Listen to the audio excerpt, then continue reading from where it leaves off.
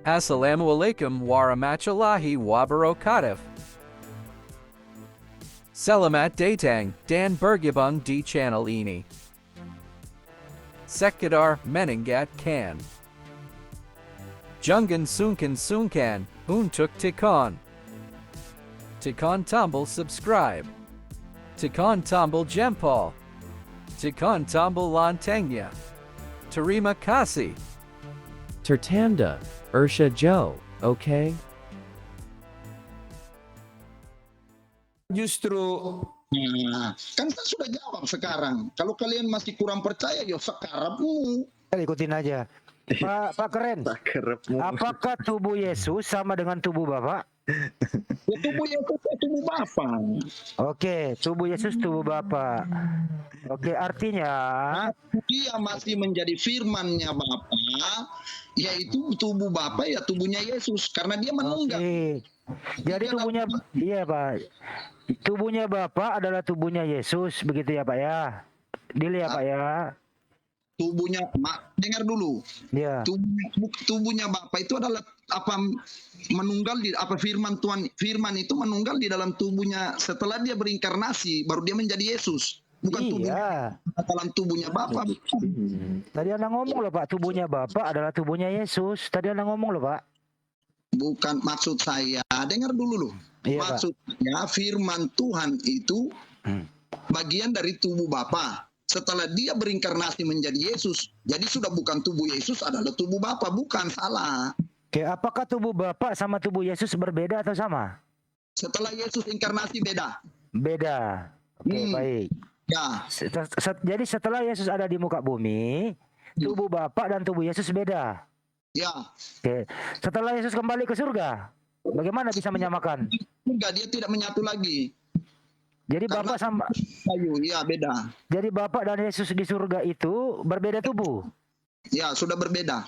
berbeda tubuh. Oke. Bilang, Kalau tubuh, sebentar Pak, kalau tubuh Bapak itu jenis kelaminnya apa? bagaimana? Kalau tubuh Bapak itu jenis kelaminnya apa Pak? Kalau tubuh Bapa, saya enggak tahu, nanti kalau kalian sudah mati baru bertanya. Oke, baik. Kalau tubuh Yesus jenis kelaminnya apa Pak? laki-laki. Laki-laki. Laki-laki gitu. Oke, sekarang di surga ini ada dua yang mempunyai tubuh. Satu tubuhnya Bapak tidak tahu jenis kelamin. Yesus tubuhnya adalah jenis kelamin laki-laki. Kan Bapak begitu ya Pak ya? kelaminnya itu laki-laki, Mualim. Karena kalau dia kelaminnya perempuan dipanggil ibu. Ya, berarti Bapak laki-laki juga dong. Laki-laki pasti. Oke. Ya. Jadi Pak Karen, saya mau terakhir ini dari saya. Menurut Anda begitu? Ini kan ada dua person Pak, ada dua tubuh di surga kan gitu ya Pak ya? Setelah inkarnasi, ya. Iya. Apakah mereka ini menyatu atau berpisah Pak di surga? Berpisah. Berpisah. Makanya Yesus katakan bahwa dia tidak tahu akan hari kiamat. Jangan tanya sama dia. Sama Daud Tony juga dia bilang seperti Iya. itu. Oke, baik. Daud Tony, ya. Oke, yang berkuasa di surga sekarang yang mana Pak? Yang berkuasa sekarang di surga siapa Pak? Yang berkuasa sekarang di surga Yesus. Setelah penyaliban, segala kuasa diberikan sama Yesus di bumi dan di surga. Baik, jadi Bapak tidak punya kuasa lagi? Bapak bukan tidak punya kuasa. Bapak Katanya, hanya berdiri duduk di tahtanya. tadi kan begini Bapak, segala kuasa telah diberikan kepada Yesus. Ya. Segala itu artinya tanpa kecuali segala kuasa Bapak sudah diambil dikasih kepada Yesus, betul? Ya, betul. Oke, baik. Kalau Bapak sudah menyerahkan semuanya kepada Yesus, apakah Bapak masih berkuasa? Mengerti berkuasa tidak? Yesus bukan berkuasa berotoritas penuh. Makanya dia kan bilang dalam kesaksian Daud Tadi bilang segala. tentang hari kiamat. Tadi Bukan segala loh Pak. Segala. Segala tadi Pak. Maksudnya di sini, mungkin kalau dalam perumpamaan saya bisa kasih perumpamaan dalam usaha, ya. Bapaknya bukan pensiun, tapi membawa Saya tahu. anaknya yang Boleh tahu arahnya ya? Boleh tahu arahnya? Coba begini Mualim. Saya tahu ini arahnya. Jadi begini Mualim. Coba Bapak Pak Karen jawab jujur ya, Pak Karen ya. Saya minta jawab jujur ya. Kenapa Bapak percaya sama Yesus? Saya percaya karena dia Tuhan yang menebus dosa-dosa saya. Bukan. Bukan. Pasti karena Yesus hadir di dunia dan disaksikan oleh orang banyak bahwa Yesus itu ada, ya. Kenapa Bapak percaya Yesus itu ada? Sorry, saya ralat pertanyaannya. Kenapa Bapak percaya Yesus itu ada? Karena Yesus telah menjamah saya. Dengan cara Menyembuhkan apa? saya. Wah, bukan. Ini bukan bicara soal perasaan. Ini bukan bicara soal perasaan. Bukan perasaan, Bos. Saya pernah alami 2 tahun divonis mati. Waduh, itu bicara soal, ya bahkan penyembah daun kering atau penyembah pohon besar juga bisa bilang begitu, Pak. Bahwa pohon ini yang menyembuhkan saya. Saya pesugihan, misalnya begitu. Nah, pertanyaan saya adalah, apakah Yesus itu ada atau tidak? Bagaimana maksudnya? Yesus itu ada atau tidak menurut Bapak? Ada. Ada. Hadir. Kenapa Bapak bisa bilang ada? Ya, karena dia Tuhan. Di mana saja dia Kok ada. karena dia Tuhan? Bukan begitu. Kok karena dia Tuhan? Bapak yakin tidak Yesus itu ada? Yakin. Kenapa Bapak bisa yakin Yesus itu ada? Ya karena saya merasakan hadiratnya di saat penyembahan.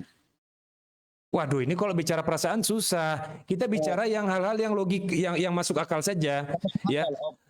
Ya masuk akal aja kita bicara. Nah, kenapa Bapak percaya Yesus itu pernah ada di bumi? Pernah ada di bumi. Ya karena tertulis dalam Alkitab. Tertulis dalam Alkitab. Kenapa Bapak percaya Alkitab itu benar? Percaya Alkitab benar maksudnya bagaimana? Kenapa Bapak percaya Alkitab itu benar? Kalau tidak benar kan tidak mungkin bertahan sampai ribuan tahun lebih lama dari Al-Quran. Wah, lebih lama dari Al-Quran. Sejak kapan? Baik, tunjukkan sama saya Bible yang bisa bertahan selama Al-Quran 1400 tahun. Tunjukkan sama saya, Bible yang mana itu? Yang bisa bertahan selama lebih dari 1400 tahun. Semua Bibelnya. Gimana? Kan saya tidak pegang dokumennya, ada di Vatikan semua disimpan. Kan Waduh, jangan asumsi lah. Oh, jangan bukti. Bukan asumsi nih, Bos. Jangan asumsi begitu. Oh, tidak. Kalau Ya enggak ada sudah. saya enggak mau bohong kan. Oke. Sudah banyak pelajar-pelajarnya yang terbukti bahwa barang itu ada disimpan. Baik. Enggak, kayaknya Bapak belum mampu untuk masuk kepada wilayah manuskrip ya. Itu nanti saja soal skriptura. Ya. Sekolah di situ. Ya. Belum ke situ. Nah, saya hanya bicara soal penalaran saja. Bagaimana mungkin Yesus bisa diterima oleh pikiran dan akal kita? Kalau tidak, ya kalau hanya berdasarkan iman-iman doang. Kenapa? Kalau Bapak mengatakan bahwa Yesus hadir di dalam diri Bapak, Yesus berhasil menyelamatkan hidup Bapak ketika Bapak dalam keadaan kritis, bagaimana dengan orang-orang yang menyembah patung? Bagaimana orang-orang yang menyembah pohon besar? Dia meminta kepada pohon besar, berikanlah kesejahteraan kepadaku. Lalu kemudian dia sejahtera. Bagaimana? Itu nggak bisa dipungkiri, setan juga mempunyai kuasa, Bos. Nah, makanya siapa yang menjamin bahwa perasaan itu dari setan atau perasaan itu memang dari Tuhan? Siapa yang bisa menjaminnya? Ya firman Tuhan yang menjamin dalam Alkitab ditulis, kalau kita mencari Dia, maka Dia akan berkenan menemui kita. Siapapun bisa berkata demikian, Pak. Lagi-lagi saya ya, baik. Ini sekarang ya. Ini memang harus dipaksa logikanya. Begini aja. Bapak bilang Yesus itu sama dengan Bapak. Oke ya, benar ya? Oke. Benar ya? Baik. Ya. Bolehkah Yesus dipanggil Bapak? Kalau Yesus dipanggil Bapak, kalau dalam nubuatan iya. Boleh dipanggil. Iya, dalam nubuatan dibilang dia dari Bapa yang kekal dalam Yeskiel. Nah, ada orang yang pernah memanggil Yesus sebagai Bapa. Begini logikanya loh, Bos. Begini logikanya. Sekarang saya, tiba-tiba saya punya jiwa berinkarnasi. Apa jiwa saya tidak boleh dipanggil Bapa? Tidak bisa dipanggil Karen? Kalau boleh dipanggil Bapa, kenapa tidak ada satu orang pun yang memanggil Yesus sebagai Bapa? Wahai Bapakku, nggak ada. Yang ada wahai Tuanku, wahai Tuhanku, wahai Juru Selamatku. Wahai anak manusia, tidak ada dia dipanggil wahai Bapa. Tidak ada, tidak pernah. Tergantung hubungan masing-masing dengan Tuhan. Dia mau panggil hubungan masing-masing gimana ini? Saja. Apa? Tuhan yang saya sembah itu bukan Tuhan yang kaku yang harus panggil Elohim kayak orang Yahudi, bukan. Pernah nggak Bunda Maria, bro? Pernah nggak Bunda Maria mengambil? Pernah Bunda Maria?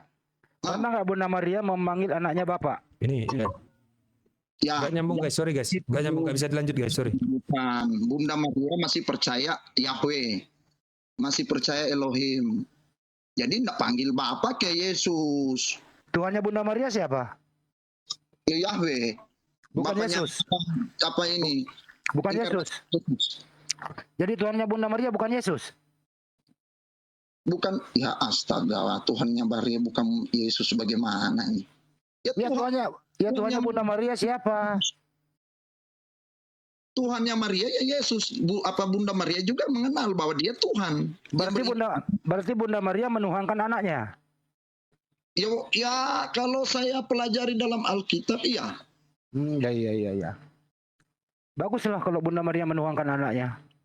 Dengan bukti Bunda Maria meminta Yesus melakukan mujizat pertama di Kana, pernikahan di Kana. Lanjut Pak Deplos, sudah dapat, aku makan dulu. Bunda Maria menuhankan anaknya katanya. Lanjut. Ya. Kalau dia tidak menuhankan Yesus, kenapa dia suruh bikin mujizat anggur jadi berdrum-drum? Kalau dia menganggap anak. Ya. Baik, bentar ya, sebentar. Anakku. Ya, jadi gini ya, Bapak kalau ngomong itu walaupun pakai asumsi, tapi setidaknya jangan keluar dari apa yang sudah diajarkan dalam perspektif atau ajaran kekristenan itu sendiri, oke? Tidak boleh ya? Ya tergantung. Baik. Ini tidak semua orang kita mengajarkan hal yang baik. Ada pendeta. Baik ya. Oke, baik. Terima kasih.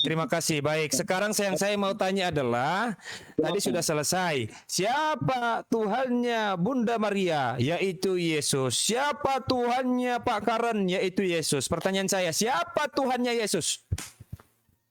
Tidak ada Tuhannya Yesus. Yesus Tuhan. Baik, mantap sekali. Di dalam Yohanes 20 ayat 17, kata Yesus kepadanya, janganlah engkau memegang aku, sebab aku belum pergi kepada Bapa, tetapi pergilah kepada saudara-saudaraku, dan katakanlah kepada mereka bahwa sekarang aku akan pergi kepada Bapakku dan Bapamu, kepada Allahku dan Allahmu. Itu perkataan Yesus. Bapakku dan Bapamu, Allahku dan Allahmu. Bapak kok bisa bilang bahwa Yesus itu tidak bertuhan? Dari mana dasarnya? Dari mana? Dasarnya dari mana? Dasar dia menghormati otoritas karena tubuh itu yang tertinggi di dalam dia menghargai itu kan dia dalam keadaan sebagai manusia dia mengatakan itu. Baik, ketika Yesus dalam keadaan manusia, apakah dia bertuhan? Ya dia menyembah Elohim. Dia berdoa pada Elohim, pada tubuh. Mantap sekali. Mulai mandi, udah jelas ya. Ketika dia dalam keadaan manusia, dia menyembah. Bukan menyembah, berdoa. Nggak ada dia menyembah. Tadi katanya. Baik, dia memiliki Tuhan. Tulis besi itu menyembah. Ya, dia bertuhan atau tidak? Dia berdoa, bukan bertuhan. Dia Tuhan. Berdoanya sama siapa? Astaga, berdoa itu artinya apa? Meminta, betul? Pusing deh lo. Pusing deh. Kan dia dalam keadaan sebagai manusia dia mengatakan itu. Baik, ketika Yesus dalam keadaan manusia, apakah dia bertuhan? Ya dia menyembah Elohim. Dia berdoa pada Elohim, pada tubuh. Mantap sekali. Kan dia dalam keadaan sebagai manusia dia mengatakan itu. Baik, ketika Yesus dalam keadaan manusia, apakah dia bertuhan? Ya dia menyembah Elohim. Dia berdoa pada Elohim, pada tubuh. Mantap sekali. Mulai mandi, udah jelas ya. Ketika dia dalam keadaan manusia, dia menyembah. Bukan menyembah, berdoa. Nggak ada dia menyembah. Tadi katanya. Baik, dia memiliki Tuhan. Tulis besi itu menyembah. Ya, dia bertuhan atau tidak? Dia berdoa, bukan bertuhan. Dia Tuhan. Berdoanya sama siapa? Astaga, berdoa itu artinya apa? Meminta, betul? Pusing deh lo. Pusing deh. Ya, alhamdulillahirrabbilalamin. Kita sebagai muslim ya, alhamdulillah kita tidak pusing kepada siapa kita mengibadahi. Ini krusial kalau Tuhannya saja akan dirujuk kemana kita mengibadahinya. Nah, ini kita merasakan betul nikmatnya Islam, nikmatnya iman, nikmatnya beribadah ya. Ada sementara yang di sana yang mudah-mudahan kalau mau berpikir secara jernih,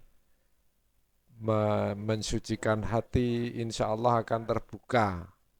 Sehingga menemukan kesadaran-kesadaran dalam karunia Allah yang luar biasa. Manusia diberi kebebasan atau istilahnya free will ya, kebebasan memilih, sehingga dikaruniai akal, sehingga menggunakan akalnya secara baik untuk bisa dipertanggungjawabkan. Barakallah. Billahi taufiq wal hidayah. Assalamualaikum warahmatullahi wabarakatuh. Assalamualaikum warahmatullahi wabarakatuh. Selamat datang dan bergabung di channel ini. Sekedar mengingatkan. Jangan sungkan untuk tekan tombol subscribe. Tekan tombol jempol. Tekan tombol loncengnya. Terima kasih. Tertanda, Ursha Joe, okay?